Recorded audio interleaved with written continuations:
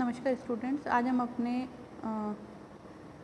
Subject CME MA 202 fluid mechanics एवं machines के अंतर्गत चैप्टर 7 है हमारा सिलेबस का, फ्लो थ्रू पाइप्स, इसके बारे में देख रहे हैं। तो इसमें सबसे पहले देखिए, आज का हमारा टॉपिक है hydraulic gradient line. Hydraulic gradient line, द्रवीय ढलान रेखा। इसको समझने के लिए हम देखेंगे, एक वाटर टैंक है हमारे पास में, जिससे कि एक इंक्लाइन पाइपलाइन जा रही है और टैंक से पानी इंक्लाइन पाइपलाइन के अंदर फ्लो हो रहा है। नीचे हॉरिजॉन्टल में हमने एक आभासी प्लेन कंसीडर किया है, जिसे डेटम लाइन कह रहे हैं हम लोग, और उस डेटम लाइन से हमने अपने पाइप के ऊपर, इंक्लाइन पाइप के ऊपर 3 टैपिंग्स लिए हैं, 3 प्रोजेक्शंस लिए हैं, अलग अलग पाइपलाइन, जिनके अंदर क्या होगा, पानी ऊपर चढ़ेगा।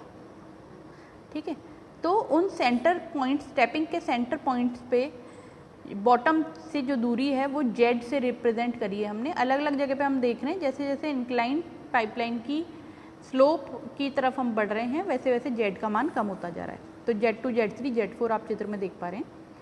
पानी कितना कितना नलिका में ऊपर चढ़ा है वो P2/ओमेगा, P3/ओमेगा एवं P4/ओमेगा से हमने बताया है। और पानी जहाँ तक ऊपर चढ़ा है, उन तीनों बिंदुओं को एक रेखा द्वारा जोड़ते हुए हमने टैंक के राइट हैंड साइड से मैच कर दिया है। अब हमें टैंक के राइट हैंड साइड पे जो मैच प्राप्त हुआ है, उस बिंदु से हम एक हॉरिजॉन्टल लाइन ऊपर की तरफ खींचेंगे और वहाँ से HF, एक हमने माना कि HF नाम का लॉस हो रहा है इसके अंदर, फ्रिक्शन लॉस, उसकी एक थोड़ी दूरी पर एक दूसरी लाइन खींचेंगे और उस दूसरी लाइन को अगेन राइट हैंड साइड वाले बिंदु से मिला देंगे। तो हमें P2/ओमेगा के ऊपर एक गैप लाइन प्राप्त होगी और उस गैप लाइन की values V1² 2G, V2² 2G और V3² 2G होंगी। तो हम ये देखेंगे कि इस ऐसी रेखा जो Z और P/ओमेगा के समेशन को रिप्रेजेंट करती है, उसे तो हम हाइड्रोलिक ग्रेडियंट लाइन या द्रवीय ढलान रेखा कहते हैं, तथा वह रेखा जो P/ओमेगा, V² 2G और Z तीनों के समेशन को रिप्रेजेंट करती है, उसे हम टोटल एनर्जी लाइन के नाम से जानते हैं। ठीक है, तो इस प्रकार से ये वाले टॉपिक में, क्योंकि ये टोटल एनर्जी लाइन का कंसेप्ट हम लोगों ने बर्नौली इक्वेशन के साथ भी पढ़ा था कि बर्नौली इक्वेशन क्या कहती थी कि टोटल एनर्जी लाइन, तीनों जो हमारे एनर्जी होती है उनका जो समीशन होता है वो हर एक बिंदु पर कांस्टेंट रहता है। अब हम देखेंगे transmission of power through pipes.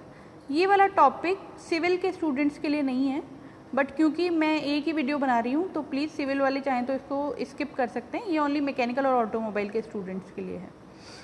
हम ये मानते हैं कि कोई पाइप है, उसके अंदर पानी एंटर करता है और एंट्री के टाइम पे पानी की जो हाइट है वो क्या है, कैपिटल H है। अब एक्चुअली H हाइट से जिससे पानी ने एंटर किया है, उसी हेड से पानी पाइप के अंदर फ्लो होना चाहिए था, परंतु पाइप के अंदर डेफिनेटली फ्रिक्शन लॉसेस लाई करेंगे, तो HF नाम का फ्रिक्शन लॉस हो गया। और वो फ्रिक्शन लॉस क्या है, major head loss, that is equal to 4FLV² 2GT। ये एक हेड लॉस हो गया। अब जो ये हेड लॉस हुआ है, इसको अगर हम क्या कर दें, मुख्य शीर्ष में से घटा दें, H माइनस HF कर दें, तो capital H minus 4FLV² 2GT, ये जो कॉम्बिनेशन बनेगा हमारे पास में, ये हमारा होगा वास्तविक हेड जो कि पाइप के अंदर फ्लो करेगा। अब यदि पानी का जो डेंसिटी है, स्पेसिफिक वेट है, वो अगर ओमेगा हो, रो इंटू जी का प्रोडक्ट होता है ये, तो पर सेकेंड हमें कितनी एनर्जी प्राप्त होगी पानी से, वो बराबर होगी पानी के स्पेसिफिक वेट और हेड्स के मल्टीप्लिकेशन के, omega into HA, head available. और जो अगर टोटल वेट लेना चाहें तो वो होगा ओमेगा इंटू Q, और Q को लिखेंगे हम एरिया इंटू वेलोसिटी। अब एरिया को, क्योंकि सर्कुलर पाइप है, π/4d² लिख सकते हैं।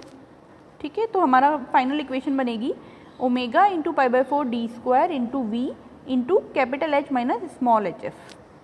अब अगर अपन को पावर कैलकुलेट करनी हो तो पावर की इक्वेशन हमारे पास में आ गई है। अब ठीक है, इसमें हम क्या करेंगे, V को H और HF वाले फैक्टर से मल्टीप्लाई कर देंगे, तो ओनली H वाला जो फैक्टर है वो तो H इंटू V हो जाएगा, और HF की जगह हम 4FLV² 2GT रखेंगे, तो वहाँ पे V का मल्टीप्लिकेशन से स्क्वायर की जगह क्यूब हो जाएगा।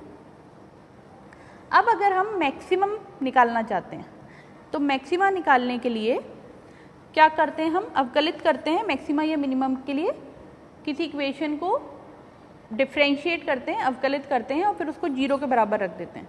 तो यहाँ पर जो फैक्टर है जिसके अवकलन से मैक्सिमम पावर का मान पता लगेगा वो है HV - 4FLV³/2GD। तो हम इसको अवकलित करेंगे और इसको 0 के बराबर रख देंगे। तो हम देख रहे हैं कि हम पावर की इक्वेशन को वेलोसिटी के रेफरेंस में अवकलित कर रहे हैं और 0 के इक्वल रख रहे हैं। तो सॉल्व करने पे क्या आएगा हमारे पास, HF = H/3। अब अगर ये तो थी हमारे पास में कंडीशन कि जब HF का मान H/3 होता है उस समय हमें maximum power in the system प्राप्त होती है। यदि हम ट्रांसमिशन की एफिशिएंसी कैलकुलेट करना चाहें तो वो होती है H - hf/h और उसकी वैल्यू क्या रहती है, 2/3 रहती है। इस वाले वीडियो में इतना ही, धन्यवाद।